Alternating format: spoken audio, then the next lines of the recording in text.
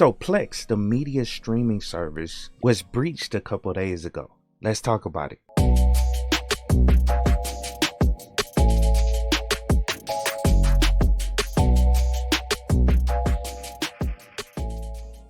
What's up, guys? It's Josh back with another video, and today I want to do some more cyber news.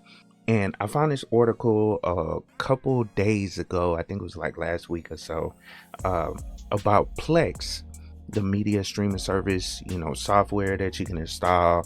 And I recently did a video showing you guys how to set up a Plex media server. Well, the company was actually hacked, and they're recommending that people change their passwords. So let's hop over to the article so I can show you guys what they're saying. Before we move forward, I wanted to ask the KeepItTechie fam to consider joining my channel membership. By joining the membership, you can support the channel, get access to member-only videos, tech mentorship, early technical course access, and exclusive Linux content. Thanks, and back to the video. Alright, so the title of it is Plex Breach Exposes Usernames, Emails, and Encrypted Passwords. And that's the crazy part about it. They actually got the encrypted passwords. Now, they will have to figure out what encryption method they're using, as well as decrypt those passwords. So you're relatively safe, but it's still recommended that you change your passwords now if you have a Plex account. And this article was on The Verge. I'll post a link down in the description of the video, but let's go through it. It says streaming media platform Plex sent out an email to its customers earlier today, notifying them of a security breach that may have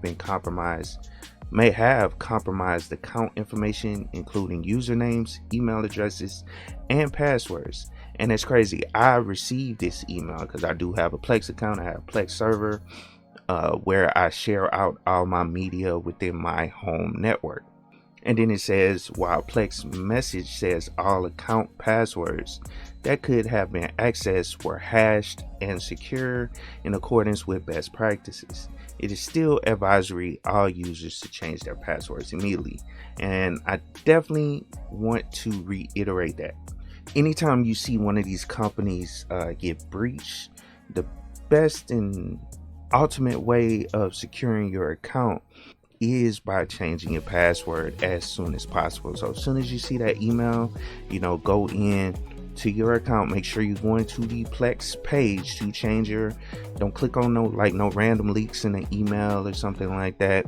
Go directly to Plex, change your password, log in, change your password, update all the places that you're logged in from that account. Was actually going to log all those places out because it's using the old password, or the cookie goes away. But going on and log back in using your new password wherever you're using it. Now it says Plex is one of the largest media server apps available, used by over 20 million people to stream video, audio, photos. They upload themselves in addition to an increasingly variety of content the service provider provides to paid subscribers, which is essentially that Plex Pass, where they have content out there that they make money off of. But it says the email states, yesterday we discovered suspicious activity on one of our databases, and that's typically where everything is stored. It's stored in a database. We immediately begin an investigation, and it does appear that a third party was able to access limited subsets of data that include emails, usernames, and encrypted passwords. There's no indication any other personal account information has been compromised, and there's no mention of access to private media libraries. Yeah, and that's important as well, because they do one thing with Plex, they do track your libraries. That's essentially why they have you create a Plex account. It's tied to your email address or your account information, and they track the libraries. They don't have copies of your data, but they track the libraries, which contain all the information. It's essentially a database that contains all the information that you have on that Plex server, that private Plex server that you have set up. And then it says which may or may not include pirated content, private news, and other sensitive content having been accessed in the breach. So yeah, but it says Plex emails also reassures customers that financial information appears to be safe despite the breach, stating credit card and other payment data are not stored on our servers at all, and we're not vulnerable in the incident. So that's a good thing. You know what I'm saying? To actually hear they didn't have any credit card information tied to your account information that could have been accessed.